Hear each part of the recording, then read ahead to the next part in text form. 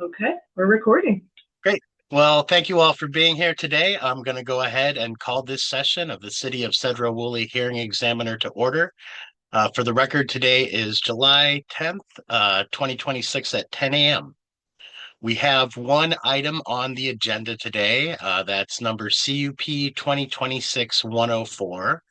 And this involves a request for approval of a conditional use permit to allow for a mobile home park development consisting of 26 manufactured home lots and associated improvements on an approximately 7.11 acre property located along Railroad Avenue to the south of the intersection at Railroad Avenue and Hone Road. My name is Peregrine Sorter. I'm a hearing examiner with Laminar Law, whom the city has selected to hold certain land use hearings like this one. And it's going to be my role today to collect evidence in the form of exhibits and testimony to determine whether this proposal complies with the city comprehensive plan, zoning ordinances, and the specific criteria for approval of a conditional use permit. To that end, I received and reviewed several exhibits in advance of this hearing. These include the staff report prepared by city staff, city department pre-application comments, the application and project plans, materials related to the environmental review of the proposal, various notice materials, several comments on the proposal from members of the public, draft rules and regulations for residents of the proposed mobile home park, and a wetland assessment prepared by Green Earth Operations. So I will go ahead and admit those exhibits into the record. If anyone has any additional exhibits that they would like admitted into the record, just let me know when it's your opportunity to testify, and then I'll go ahead and address admitting additional exhibits at that time. Speaking of testimony, all testimony today will be under oath or affirmation, because if my decision were to be appealed, the recording of today's hearing, along with the admitted exhibits and my written decision, would serve as the foundation for any such appeal. I may ask questions of those that are testifying here today. I just want to ensure that I have a clear understanding of this proposal so that after the record closes, I'm able to produce a decision that is hopefully clear and legally defensible. The order that we typically follow, and I believe we're going to be following today, is first we'll hear from city staff, who will provide an overview of the proposal along with any recommendations that the city may have.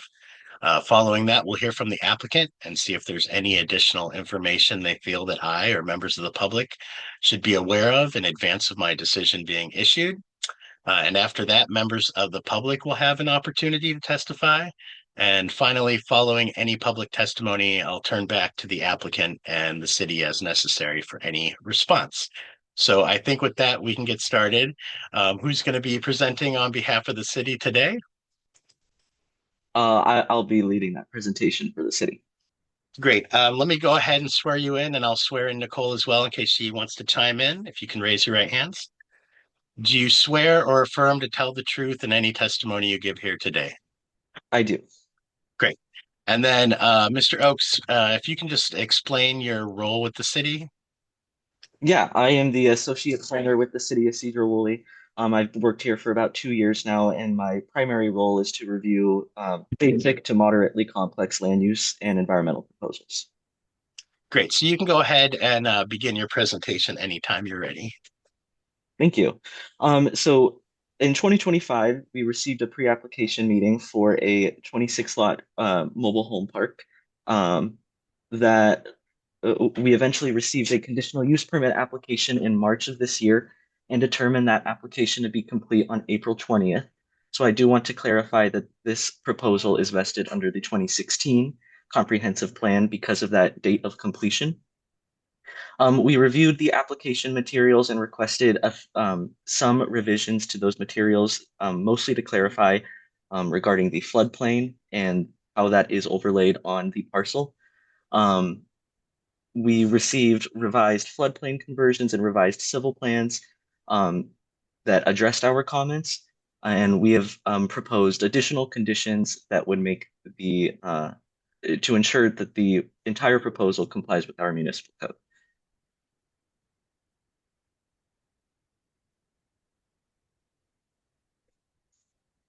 And those final plans were those the documents labeled Exhibit O. I just want to make sure I know what the final plans are.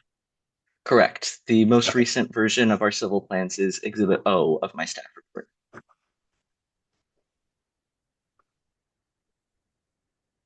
great. I do have some questions for you. Did you have any more that you wanted to present before I get to my questions?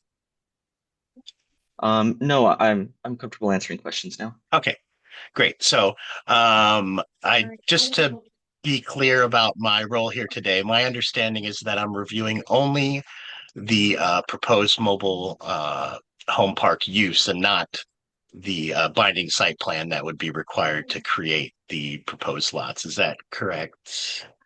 That is correct. Yes. Okay. And that's something that would be reviewed administratively by the city if I were to approve this use. Correct. We would review an excavation and grading permit for civil construction and then a binding site plan for the subdivision. Okay, great. And then this property is located within the R5 zone, which does allow mobile home parks as a conditional use subject to certain standards under SMC 1748030, correct? Let me verify the code number. Correct. Yes. And then I believe city staff reviewed the proposal and determined that with the conditions, it would meet those standards. Yes, with our recommended conditions. Okay. Let me see. I'm looking at those final civil plans, and I guess regarding the proposed private access road, I guess my understanding under the code is that there is no restriction as to the number of mobile home units that can be served by a private street. Is that unlike, say, a single family residential development? Peter, would you mind answering this question if that's okay Let me with go you? ahead. Yeah, let me just go ahead and get you sworn in real quick. Do you swear or affirm to tell the truth in the testimony you give here today? I do. Great. And if you could just explain your role with the city. Yes, I'm Peter Lane. I'm the city engineer.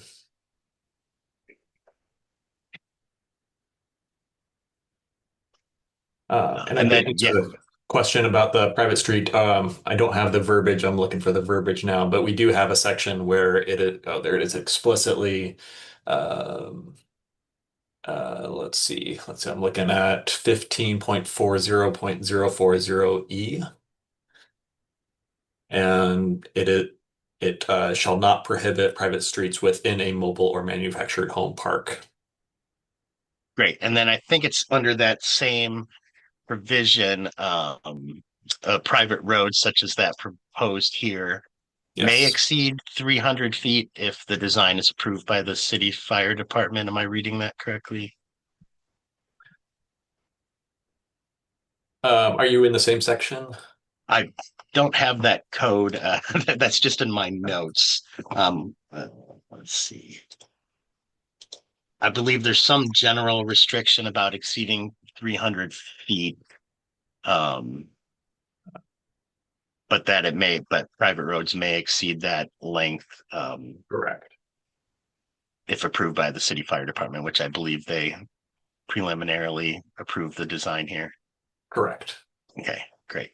Um, and then in looking at the applicant's plans, it appears that this proposed internal road would require, I guess, either a right-of-way vacation or some kind of permit allowing development in the city right away. Is that correct? Correct. Our intention is to issue a right-of-way permit for that use. And then let's see. It looks like that design would include some kind of, I don't know if it's a hammerhead turnaround, but some kind of dead end there. So potentially, if the city wanted to develop this as a public street, it could do so in the future. The current plans do show that. It is not required. The fire department access is served by the loop road that gives them, full turnaround capability.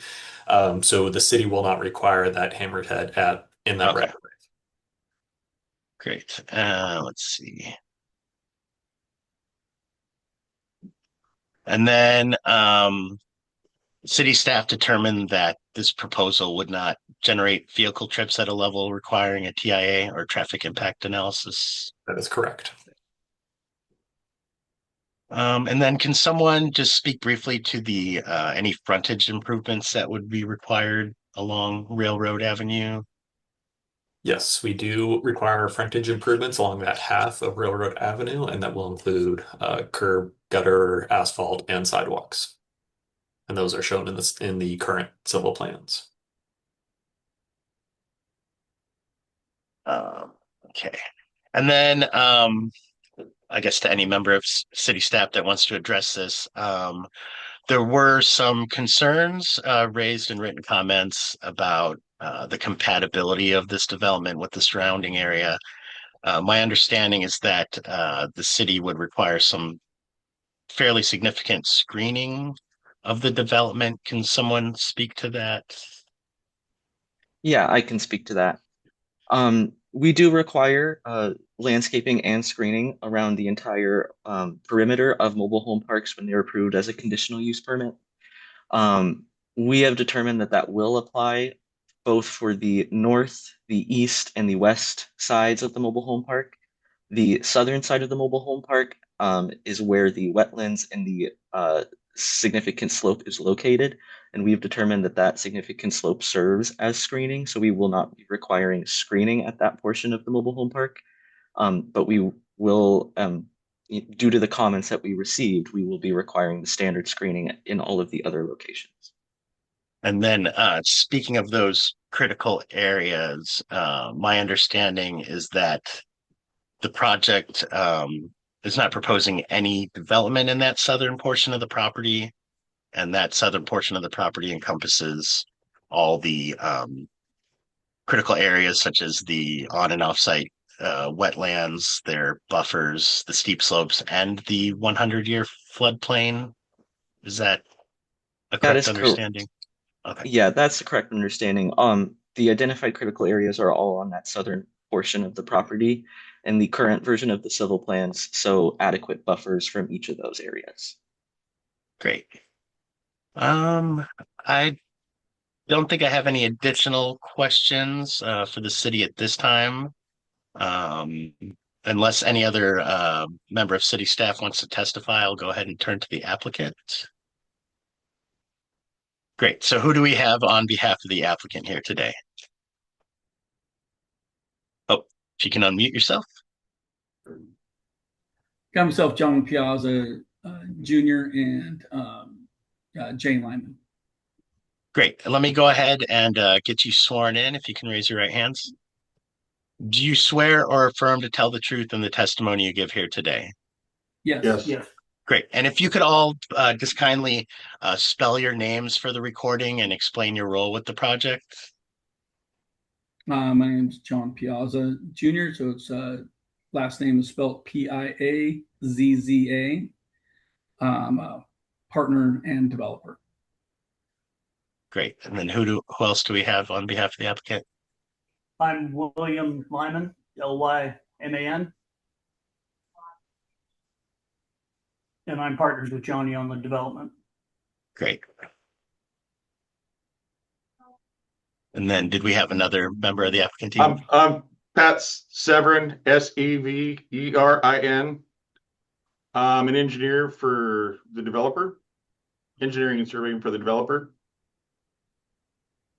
Great. Well, thank you all for being here today. So now is your opportunity to present any additional information about this proposal that you'd like me and members of the public to know.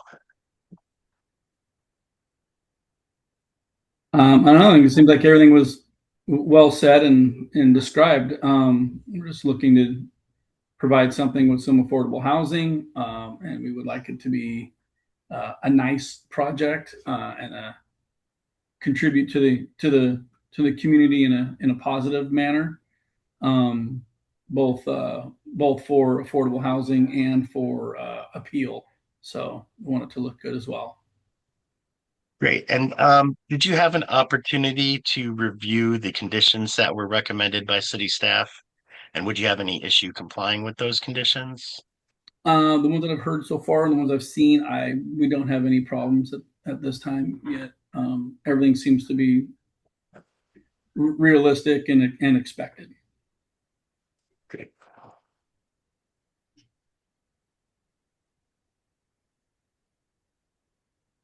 And if I were to approve this conditional use permit, do you know basic timeline for when you anticipate, I guess, beginning construction? We were hoping last year, but the processes take a little longer. So as soon as it can get moving forward and we can get our engineered plans provided and turned in and get a permit, we would like to get this moving as quickly as possible. Great. Well, thank you. So I think at this time we'll go ahead and see if there's any members of the public that would like to provide comments on this proposal. Oh, go ahead. Sorry, sir. No, I mean, the staff report was pretty well put together, and I think it contained all the appropriate information. The one comment I would like to bring up, and I don't know if it's binding for the frontage improvements. It was my understanding we were doing a street widening and a sidewalk and not a curb and gutter. I don't know if that's something we can figure out later with the city, or if that's going to be binding once you put it to record. So it's something I'd like to bring up at this time. That's the only really thing that I have, and I'm here to answer any engineering questions if you have any. Great. Well, let's go ahead and hear quickly from Mr. Lane before I turn to members of the public if he's got a response to that. Yes. Yeah, we can talk about that more. I'd have to review my previous comments, and if they did not reflect that curb and gutter, no, that would not be required. Okay. I didn't want it in the record that way, just in case. So I guess you could probably clarify it to Perigin. And do you know, Mr. Lane, or if Ms. McGowan or Mr. Oakes, is there any condition that's currently recommended that would be that specific that I would need to perhaps take a look at if I were to provide some flexibility?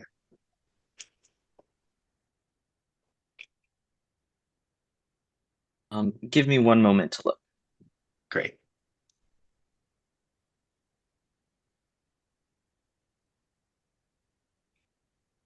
I am looking myself here. I want to make sure.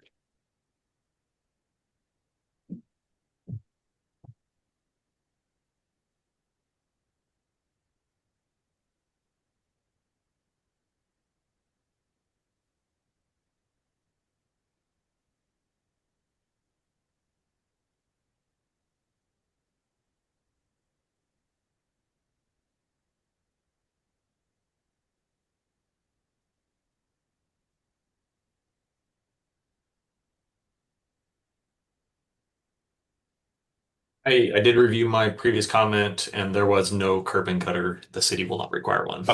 Okay. Thank you. Looking through the conditions in the staff report, it appears that the curb and gutter is also not mentioned.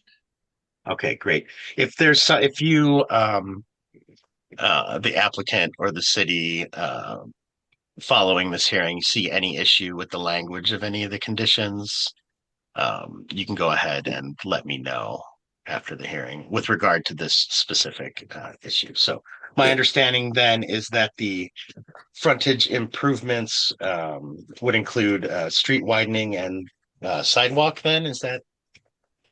That's my understanding. Yes, and Okay. storm drain. And storm And storm drain, yeah, for the improvements, sure. Yes. Great. Anything further from the applicant team before we turn to members of the public?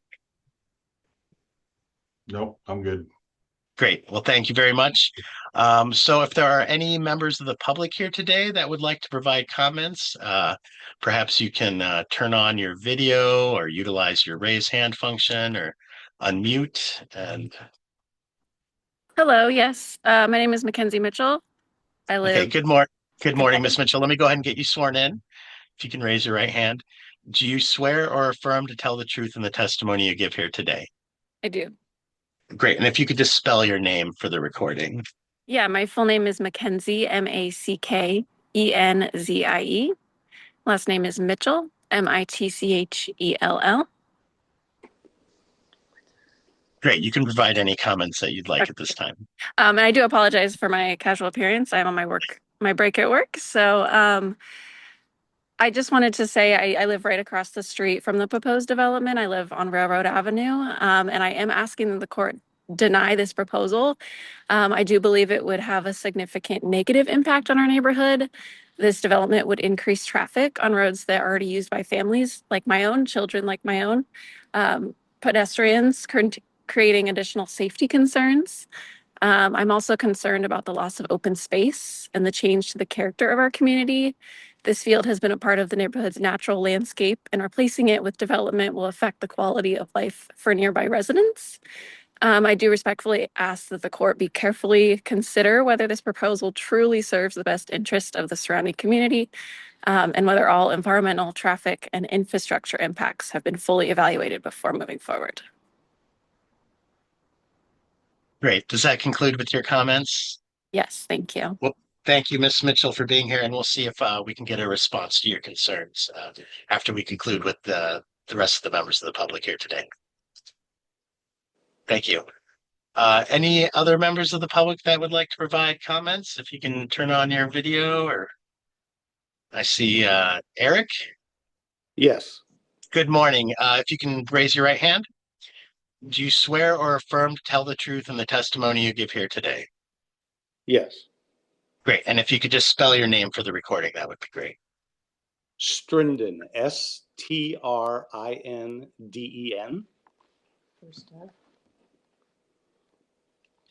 Great. Good morning. You can go ahead and present any comments that you'd like at this time. I'd like to echo the testimony of the lady before us, Ms. McKenzie. Those concerns are our concerns, but I also have more concerns on the impact of water runoff and the flood and wetlands, because we live down from just south of them, and with the impact that we had with the recent flood, we're concerned about how the level of flooding will be impacted on this kind of development, and also the aesthetics of the community, the open space, and so we're just really not in favor of it, but so we'd like the state and the city to do their due diligence and make sure that those kinds of things are not impacted. Great. Thank you so much for being here today. We'll see if we can get a response to your concerns. Okay, thank you. Great. Any other members of the public? I think I see one other person logged on potentially. If you want to unmute or turn on your video or use your raise hand function. They may just be viewing that this hearing today. So let me go ahead and I'll turn back first to the applicant if you want to provide any response to the concerns that were raised. I believe they encompassed traffic concerns, the changing the existing character of the neighborhood, pedestrian safety, and stormwater runoff. Sure. I mean, we met the city's requirements for the upgraded to address our impacts, on Railroad Avenue. The majority for stormwater, the majority of the site's going to be infiltrated into the ground just like it does now. Shouldn't see a whole lot of significant runoff, if any. Which, like I said, which is basically what it's doing now. And what was the other item? I believe there were some concerns about traffic impacts, pedestrian safety, loss of open space. Yeah. I mean, we are if adding. You wanted to provide a response. Yeah, we also are. I mean, we're providing a sidewalk in front of the site as required by the city for pedestrians and a bike lane, which is a mitigating factor. Great. And then before I turn to the city, see if they have a response, I do see someone else logged on. Um, Arlo Osmus, did you want to provide comments on this proposal today? If so, No, thank you for that. I'm the building inspector for the city and just oh, monitoring here. So thank you. okay, great. Thank you for being here. So I'll turn it back to the city if you would like to provide any response to the comments here today. I can discuss the traffic and pedestrian safety. Railroad Avenue is classified as a major collector, so it is an arterial road and is designed and meant to handle an increased level of traffic. This development will not significantly increase the amount of existing traffic. That said, there is more development and it will add more cars on the road. On pedestrian safety, the sidewalk is meant to have a path for people to not be in the roadway. It is part of our complete streets ordinance that we want to provide safe multimodal transport. And then I can address the comments regarding environmental impacts and open space. We did complete a SEPA environmental review for this proposal. We did add conditions, some of which came from comments that we received from the public. Some of these conditions that I would like to point out is that any invasive vegetation must be removed mechanically. We will be prohibiting the use of chemicals to remove vegetation. We've also the applicant has also demonstrated a full buffer width. They are not requesting a reduction to the required buffer for the wetland. And we've also required a buffer from the landslide hazard area, the area with the steep slope. Regarding the open space requirement, the development as proposed will comply with the open space requirement that is required for the residential 5 zone. We allow a maximum of 35% of the area to be covered with structures, and the development as proposed is under that percentage. So our open space requirement is satisfactory as it is required in that zone. Great. Anything further from the city before I adjourn this hearing here today? Great. Well, I want to thank everyone who participated here today. So typically I issue my decisions within 14 days of the record closing. But as I have discussed with city staff when setting the date for this hearing, I do have a pre-planned vacation next week, so I may need one additional week to issue my decision. My intent is still to issue it by the 24th, but in any case, I will issue it by no later than the end of this month. Does that work for the applicant?